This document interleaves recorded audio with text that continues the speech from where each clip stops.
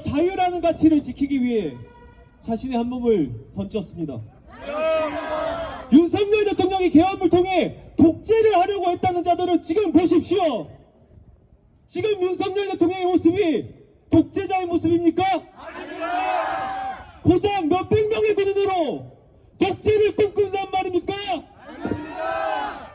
실제 아무런 견제 없이 거대 야당의 방탄 속에 마음껏 권력을 휘두르고 있는 야당 대표야말로 진정한 독재자의 모습이 아닙니까? 맞습니다.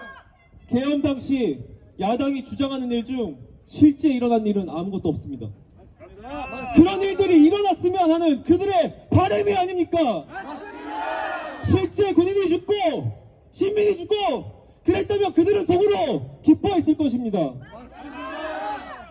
그러나 그런 일들이 일어나지 않았습니다. 왜? 계속 대통령님께서는 계엄의 목적을 분명히 하셨기 때문입니다. 맞습니다. 대한민국 대통령으로서 반국가 세력에게 던지는 엄중한 경고문이자 맞습니다. 우리 국민들에게 반국가 세력의 만행을 알리고자 하는 강력한 호소문이었습니다. 맞습니다. 대통령님, 이제는 안심하십시오. 안심하십시오. 대통령님의 목적에 따라 국민들과 청년들이 깨어났습니다. 맞습니다. 우리는 당신의 진정성을 보았습니다. 맞습니다. 그 진정성이 느껴지지 않는다면 그저 진영 논리로 바라보고 있는 것 아닙니까? 맞습니다. 윤석열 대통령이 잘하든 못하든 그가 무슨 말을 하든 싫은 것이 아닙니까? 맞습니다.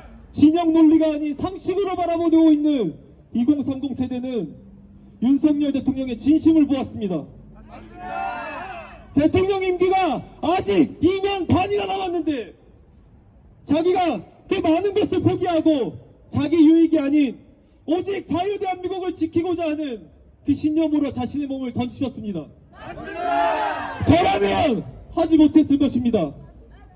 비겁한 저라면 남은 임기를 조용히 마치고 퇴직 후에 연금이나 받으면서 편하게 지내실지 모릅니다.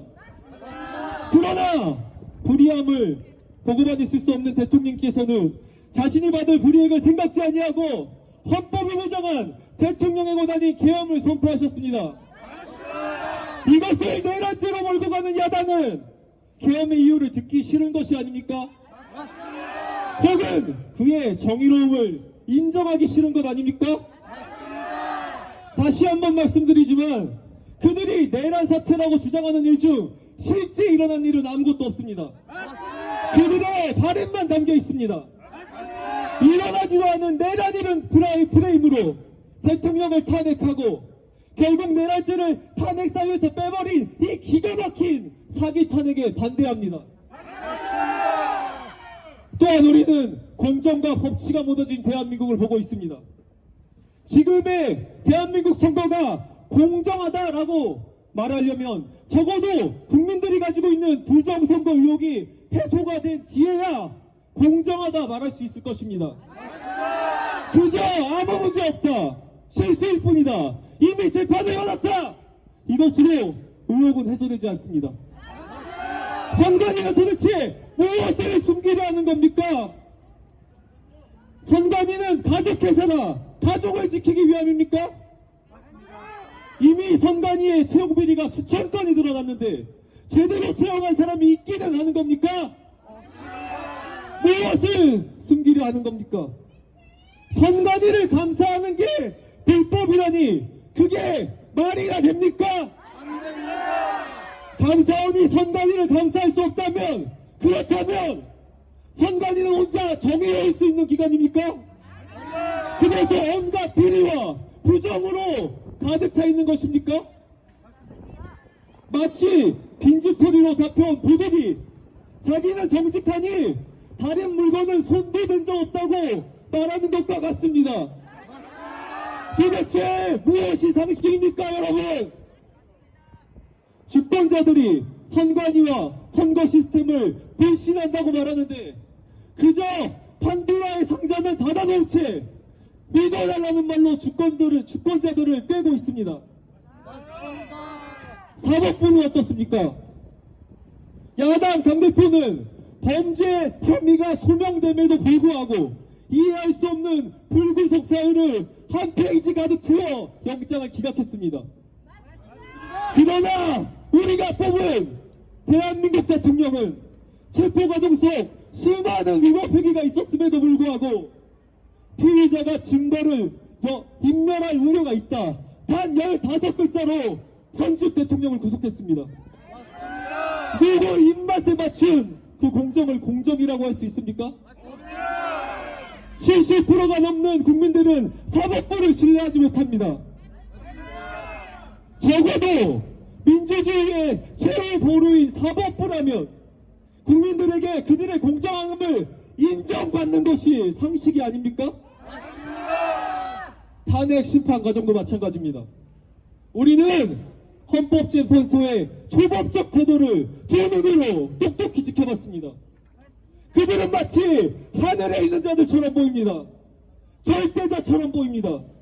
중국인이 포함된 헌법재판소 TF팀이 아니면 누구의 말도 듣지 않습니다. 어떤 결정이든 국민들 모두가 납득할 수 있는 공정한 재판이 되어야 하지 않겠습니까? 그러나 탄핵의 일정과 조식의 신문만 봐도 기회는 길어져 있고 과정은 불공정하며 결과는 불이할 것입니다. 그러므로 시작부터 과정까지 공정과 법치와 상식이 무너진 탄핵은 각하되어야 마땅합니다. 여러분 그거 아십니까? 어느 순간부터 대통령 지지율이 발표되고 있지 않습니다. 윤석열 대통령의 지지율이 50%를 돌파하고 계속해서 국민들이 깨어나자 여론조사기관들이 압박당하고 있다고 합니다. 대통령의 높은 지지율을 조사하지도 발표하지도 않고 있습니다. 과연 이것이 상식입니까? 저는 이 자리에 무언가 얻기 위해 나오지 않았습니다. 도리어 잃게 될 것입니다. 저는 모욕을 당하기 위해 나왔습니다. 저는 거짓과 부정으로 모욕당하고 있는 제가 너무나 사랑하는 대한민국과 함께 모욕당하기 위하여 나왔습니다.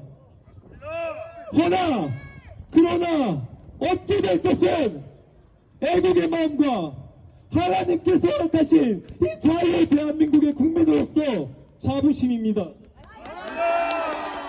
제가 지키고 싶은 것을 다 지킨다고 하여도 제 안위를 보호한다 하여도 나라를 잃으면 모든 것을 잃은 것과 다름없습니다.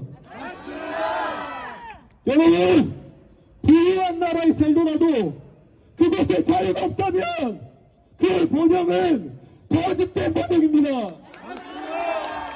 가난한 나라에 살더라도 자유가 있다면 결코 궁핍에만 머물러 있지 않은 진정한 자유를 누리게 될 것입니다.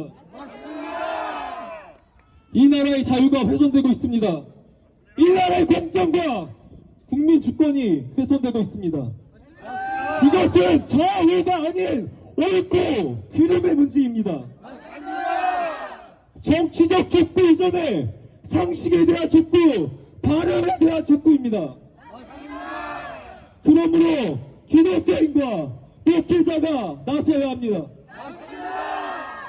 여러분 불교도 불의와 비상식에 관해 이야기하는데 도대체 영생을 믿는다고 하는 기독교인과 목회자가 무엇이 두렵단 말입니까?